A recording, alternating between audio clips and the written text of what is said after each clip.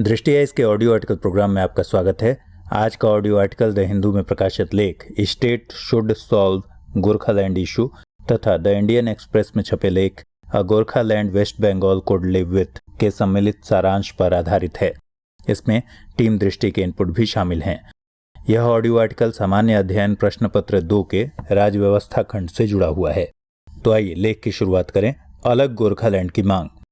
एक बार फिर से गोरखालैंड राज्य की मांग को लेकर दार्जिलिंग की वादियां हिंसक चपेट में हैं। वहां ऊंचे पहाड़ों के साथ हरियाली तो अभी भी है, लेकिन उनके बीच उमड़ते बादलों से बातें करने के लिए कोई पर्यटक नहीं है। पहाड़ की ढलानों पर चाय के बागान तो अभी भी लहलहा रहे हैं, लेकिन उसमें काम करने वाले मजदूरों के उत्सव गीत नदारद हैं। हमेशा सैलानियों से गुलजार रहने वाली दार्जिलिंग की सड़कें सुनसान हैं, दुकानें बंद हैं और खूबसूरत वादियों ने मातम की चादर ओढ़ रखी है, यानी उस क्षेत्र के हालात नाजुक हैं। इस बार गोरखालैंड का यह जिन बोतल से तब बाहर आया जब पश्चिम बंगाल की ममता सरकार ने 1ली से 10वीं कक्षा तक सभी स्कूलों में बंगाली भाषा को अनिवार्य करने का फैसला किया। यह दार्जिलिंग क्षेत्र के नेपाली भाषी लोगों को अपनी अस्मिता पर चोट सरीखा लगा, इसलिए इसका व्यापक विरोध शुरू हुआ, जो महीने भर बाद भी थमने का नाम नहीं ले रहा। अतः सवाल उठता है कि यह गोरखालैंड की मांग क्या है? क्या यह अस्मितावादी दंभ का पुनरुत्थान है या फिर अपनी राजनीति चमकाने की कवायद भर है? क्या यह नेपाली भाषा और अलग सांस्कृतिक पहचान बनाए रखने का जरिया है या फिर सही मायनों में पर्वतीय क्षेत्रों के विकास की सच्ची चाहत? क्या अलग राज्य ही सारी समस्याओं का समाधान है, वरना गोरखा पहचान नेस्तनाबूत हो जाएगी? आखिरकार मूल सवाल यही है कि गोरखालैंड का मुद्दा क्या है और इसका सही समाधान क्या हो सकता है। दरअसल गोरखालैंड का आंदोलन दार्जिलिंग और उसके आसपास के इलाके में होता है। यह वही क्षेत्र है जो 1780 के आसपास सिक्किम राजा चोग्याल के अंतर्गत था। पड़ोसी राज्य नेपाल से सिक्किम की लड़ाई होती रहती थी। 1780 के आसपास नेपाल के गोरखाओं ने सिक्किम से दार्जिलिंग, सिलीगुड़ी समेत अनेक पहाड़ी क्षेत्र छीन लिए। इसी बीच भारत में ब्रिटिश शासन भी अपने पांव जमा रहा था। गोरखाओं की बढ़ती ताकत को देखते हुए अंग्रेजों ने अपने उत्तरी राज्यों की रक्षा के लिए कदम बढ़ाया, जिसके फलस्वरूप 1814 में आंग्ल गोरखा युद्ध हुआ।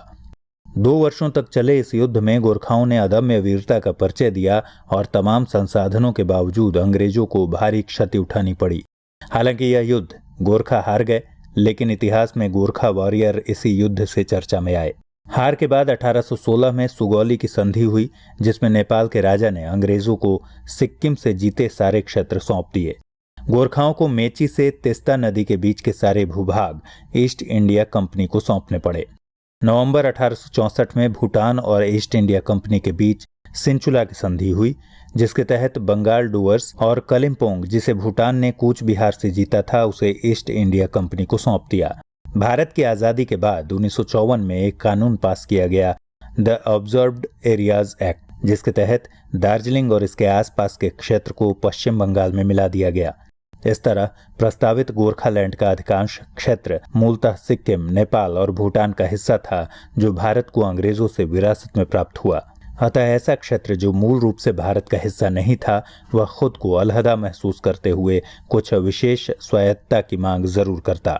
इसलिए गोरखालैंड का आंदोलन 110 साल पुराना आंदोलन है। पहले इसमें भाषाई और सांस्कृतिक अस्मिता का दंभ समाहित नहीं था, लेकिन अपने क्रमिक विकास में इसने अस्मिता के प्रश्न को भी जोड़ लिया। दार्जिलिंग क्षेत्र को अलग विशिष्ट क्षेत्र बनाने की मांग आज़ादी के पहले से ही उठती रही है, जिसकी निरंतरता आज़ादी के बाद भी रही। देखा जाए तो सबसे पहले मार्ले मिंटो सुधार के समय हिलमेन्स एसोसिएशन ऑफ दार्जिलिंग ने अलग प्रशासनिक इकाई की मांग की, लेकिन इसे बहुत तवज्जो नहीं दिया गया। आगे भी हिलमेन्स एसोसिएशन ने मोंटेग्यू चेम्सफोर्ड सुधार, साइमन कमीशन तथा 1941 में सीधे भारत सरकार से आग्रह किया, लेकिन उसकी मांग को अनसुना कर दिया गया। 1947 में आज़ादी के समय कम्युनिस्ट पार्टी ऑफ इंडिया ने कॉन्स्टिट्यूट असेंबली में दार्जिलिंग और सिक्किम को लेकर एक अलग राज्य की मांग पेश की। हालांकि यह सीपीआई द्वारा राजनीतिक कारणों से प्रेरित मांग थी, इसलिए इस पर ध्यान नहीं दिया गया। आज़ादी के बाद भी गोरखा लीग के एनबी गुरुंग ने पंडित नेहरू को इस संदर्भ में ज्ञापन सौंपा था, तो 1980 में इंदिरा बहादुर राय ने इंदिरा गांधी को इस बारे में पत्र लिखा था। लेकिन गोरखा क्षेत्र की स्वायत्तता के सवाल को आज़ादी के पहले भी टाला जाता रहा और बाद में भी इसे टालने की प्रवृत्ति ही दिखाई देती रही। संभव है इसके पीछे सरकार की अपनी मजबूरियां रही हों, लेकिन अनवरत मांग के बावजूद भी इस ओर कोई पहल न होता देख गोरखा लोग हिंसक आंदोलन की तरफ बढ़ चले, जिसका झंडा बरदार बने सुभाष घिसिंग और उनकी गोरखा राष्ट्रीय मुक्ति मोर्चा। इस हिंसक विरासत को आज आगे बढ़ा रहे हैं विमल गुरुंग और उनकी गोरखा जन मुक्ति पार्टी। यदि हम गोरखालैंड आंदोलन के वर्तमान स्वरूप की बात करें तो जब किसी मांग को लगातार अनसुना किया जाता है तब वह और ज्यादा मुखर रूप में खुद को व्यक्त करने के लिए अलग स्वरूप अख्तियार कर लेती है। 1986 में गोरखा राष्ट्रीय मुक्ति मोर्चा ने गोरखालैंड के लिए हिंसक आंदोलन किया, जिसमें लगभग 1200 जानें गईं। यह भारत विभाजन के दंगों के बाद बंगाल के इतिहास का सबसे ज्यादा हिंसक उपद्रव था। अपने मुद्दे को सत्ता के ध्यानाकर्षण में लाने के लिए इतने लोगों की मौत को कभी भी सही करार नहीं दिया जा सकता। यहाँ गौरतलब है कि यह आंदोलन इतना व्यापक और हिंसक सिर्फ सरकार द्वारा उसके मुद्दे को अनदेखा करने के कारण नहीं हुआ, बल्कि सुभाष घिसिंग जैसे स्थानीय पहाड़ी नेताओं ने इसे अस्मितावादी राजनीति, खासकर अलग भाषा और पृथक संस्कृति के पहचान के संकट से जोड़ दिया। इसलिए इसमें गोरखा लोगों की बड़े पैमाने पर भागीदारी हुई। इस हिंसक आंदोलन के फलस्वरूप 1988 में तत्कालीन ज्योति बसु की सरकार ने केंद्र सरकार की मध्यस्थता से गोरखा राष्ट्रीय मोर्चा के साथ एक समझौते पर हस्ताक्षर किया, जिसके तहत उस क्षेत्र को दार्जिलिंग गोरखा हिल काउंसिल बनाकर स्वायत्तता प्रदान की गई। आगे भी सरकार ने इस आंदोलन के उभार को रोकने के लिए कई उपाय किए, जैसे दार्जिलिंग पर्वतीय क्षेत्र के विकास पर ध्यान देते हुए विकास योजनाओं का सृजन, दार्जिलिंग गोरखा हिल परिषद को इस क्षेत्र के विकास हेतु आर्थिक और प्रशासनिक शक्तियां प्रदान करना तथा 1992 ईस्वी में नेपाली भाषा को संविधान के 8वीं अनुसूची में शामिल किया गया। 2005 में दार्जिलिंग क्षेत्र को संविधान की 6ठी अनुसूची में शामिल कर उसे हिल एरिया स्टेटस प्रदान किया गया इत्यादि। आगे विमल गुरुंग की सरपरस्ती में यह आंदोलन कभी हिंसा के सहारे तो कभी हड़ताल के सहारे चलता रहा। 2013 में जब नए तेलंगाना राज्य बनाने के संदर्भ में संसद द्वारा प्रस्ताव पारित हुआ तो गोरखालैंड की मांग फिर से तेज हुई। नेतृत्व के बदलने से इसकी तीव्रता और बढ़ गई। गौरतलब है कि गोरखालैंड का मुद्दा काफी पुराना है, इसलिए इसके मूल में कई कारण विद्यमान हैं। कई कारण स्थैतिक या स्टैटिक प्रकृति के हैं तो कई गतिमान प्रकृति के। यदि परखें तो गोरखालैंड मुद्दे के मूल में बाहरीपन का एहसास और अस्मिता का प्रश्न मुख्य स्थैतिक कारण हैं। चूंकि गोरखा लोग मूलतः नेपाली हैं और उनके रीति रिवाज, भाषा, मान्यताएं और संस्कृति काफी भिन्न हैं, इसलिए वो पूर्णतया भारतीय संस्कृति से तादात्म्य स्थापित करने में खुद को असहज मानते हैं। शुरुआत में उन्हें यह डर भी रहता था कि मजबूत बांग्ला संस्कृति उनकी पहचान को खत्म कर रहा है। इसलिए गोरखालैंड की मांग करने वालों का तर्क है कि उनकी भाषा और संस्कृति शेष बंगाल से भिन्न है, जिसे बचाए रखना उनका अधिकार है। अतः अपनी विशेष सांस्कृतिक पहचान को बनाए रखने के लिए वे अलग राज्य को जरूरी मानते हैं। हालांकि उनका यह तर्क बहुत गलत नहीं है, क्योंकि आज भी गोरखा लोगों को आमतौर पर नेपाली कहकर पुकारा जाता है। पर यह भी उतना ही सच है कि भारत में हजारों वर्षों से भिन्न भाषा भाषी और पृथक सांस्कृतिक पहचान वाले लोग भी एक साथ रहते आए हैं। भारत सही मायनों में एक विविधतापूर्ण देश है। सांस्कृतिक विविधता ही भारत की पहचान है और विविधता में एकता इसकी शक्ति। इसलिए किसी संस्कृति विशेष को मिटा देने का डर बहुत जायज तर्क नहीं हो सकता। दूसरी बात यह कि आधुनिक भूमंडलीकृत युग में सूचना और संचार क्रांति के कारण पृथक पहचान को खतरा किसी देशज संस्कृति से नहीं बल्कि बाजार से है। बाजार की शक्तियां ही सभी को एकाकार करने पर तुली हुई हैं। इसलिए गोरखा संस्कृति को खतरा बांग्ला कल्चर से उतना नहीं है। हाँ, पर यदि बांग्ला बहुसंख्यकवाद के कारण गोरखा लोगों के आर्थिक, सामाजिक और राजनीतिक हित प्रभावित होते हों, रोजगार मिलने में परेशानी होती हो या फिर उनसे भेदभाव होता हो, तब यह मुद्दा जरूर विचारणीय है। तात्कालिक कारणों की यदि बात करें तो बंगाल सरकार द्वारा सभी स्कूलों में बांग्ला भाषा को अनिवार्य किया जाना मूल कारण है। इसके अलावा कुछ अन्य तात्कालिक कारणों में शामिल हैं पहाड़ी क्षेत्रों के प्रमुख नेता विमल गुरुंग का भाजपा से लगाव होना, ममता बनर्जी की सरकार से वर्तमान केंद्र सरकार का अलगाव होना, वर्तमान में केंद्र की भाजपा सरकार द्वारा बंगाल में अपनी राजनीतिक जमीन बढ़ाने को आतुर रहना, गोरखा टेरिटोरियल एडमिनिस्ट्रेशन और गोरखा जन मुक्ति मोर्चा के अधीन रहे नगर निगमों में आर्थिक अनियमितताओं के आरोपों के बाद ऑडिट किया जाना तथा पहाड़ी क्षेत्रों के नगर निगम चुनाव में पहली बार कुछ सीटों पर तृणमूल कांग्रेस की जीत से गोरखा जन मुक्ति मोर्चा की जमीन का खिसकना आदि कारण हैं, जिन्होंने गोरखालैंड के आंदोलन की तात्कालिक पृष्ठभूमि तैयार की। इस तरह देखा जाए तो वर्तमान में उठा गोरखालैंड का आंदोलन अपने मूल उद्देश्य के बजाय राजनीतिक रोटी सेंकने का हथियार मालूम पड़ता है। क्षेत्रीय विकास और भाषा संस्कृति की रक्षा की आड़ में यह एक राजनीतिक हित साधने की चाल है। इसमें सभी दल शामिल हैं, चाहे वह गोरखा जनमुक्ति मोर्चा हो या फिर तृणमूल कांग्रेस हो या फिर भाजपा। इसलिए यह आंदोलन की शक्ल में अपनी अपनी राजनीति चमकाने की कवायद का जरिया बना हुआ है।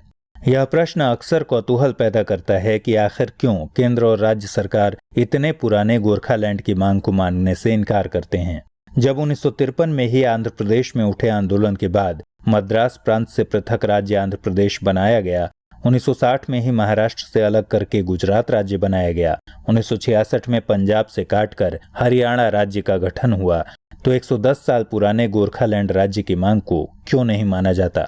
जबकि राज्य पुनर्गठन आयोग की 1953 की सिफारिशों के विपरीत भाषा और सांस्कृतिक समानता के आधार पर राज्यों का पुनर्गठन किया गया, तो गोरखालैंड की मांग मानने से क्या आफत आ जाती। हाल ही में तेलंगाना को भी आंध्र प्रदेश से अलग कर भारत का 29वां राज्य जब बनाया गया, तो गोरखालैंड क्यों आज तक अपनी तकदीर बंगाल के हाथों गिरवी रखने को मजबूर है। यह प्रश्न तो माकूल है, लेकिन इसका उत्तर इतना आसान नहीं। हालांकि नए राज्यों के गठन का अधिकार केंद्र सरकार का है, लेकिन इसमें उस राज्य की सहमति भी जरूरी होती है जिससे नए राज्य का निर्माण किया जाना है। जब केंद्र और राज्य दोनों में कांग्रेस का एक छत्र राज्य था, तब यह मुद्दा इतना गंभीर नहीं था। लेकिन जब पश्चिम बंगाल में वाम मोर्चा की सरकार आई, तो वह दार्जिलिंग जैसे क्षेत्र को उसके आर्थिक और पर्यटक महत्ता के कारण छोड़ने को राजी नहीं हुई। आज केंद्र में भाजपा की सरकार है जो गोरखालैंड को समर्थन देती है, लेकिन बंगाल की वर्तमान तृणमूल सरकार इस मांग को अस्वीकार करती है।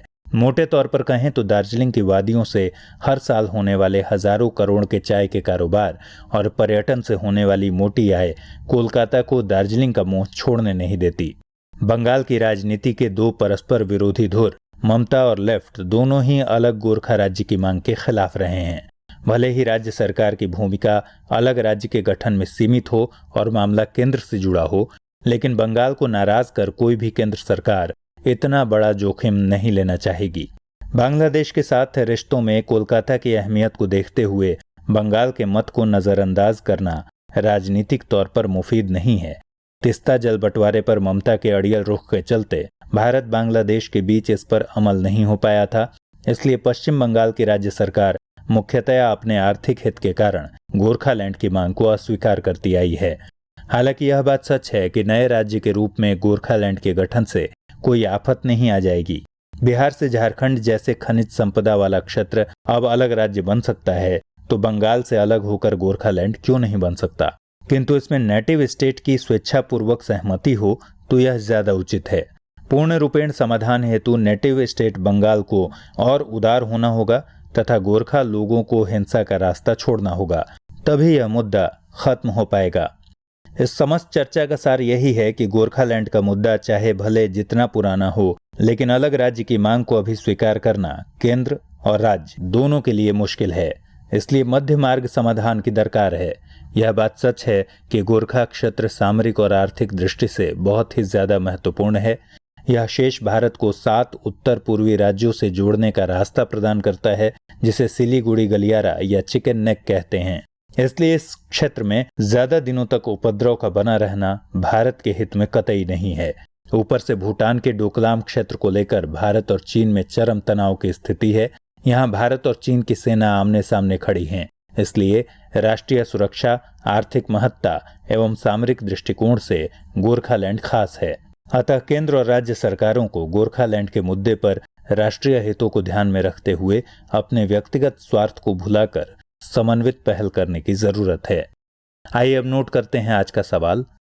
सवाल है, गोरखालैंड की अलग राज्य की मांग के पीछे के कारणों की पड़ताल करते हुए बताइए कि क्या अलग गोरखालैंड राज्य का गठन करना उचित कदम होगा।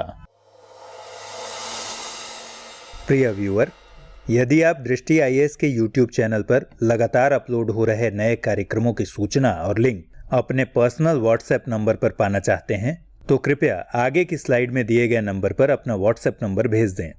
दृष्टि आईएएस की टीम प्रोग्राम अपलोड होने के तुरंत बाद आपके WhatsApp नंबर पर वीडियो का लिंक प्रोवाइड कराएगी। साथ ही आपके नंबर पर हम भविष्य में जारी किए जाने वाले प्रोग्राम्स की पूर्व सूचना भी उपलब्ध कराएंगे। इससे YouTube चैनल का नोटिफिकेशन न मिलने जैसी समस्याओं से आप मुक्त हो जाएंगे और हमारे सारे वीडियो लिंक क्रम से आपके पास सेव हो जाएंगे, जिन्हें आप अपनी सहूलियत के मुताबिक देख सकेंगे। दृष्टि IAS YouTube चैनल का व्हाट्सएप नंबर है 9205885191। आपको करना बस इतना है कि दृष्टि IAS टाइप कर हमें व्हाट्सएप कर दें।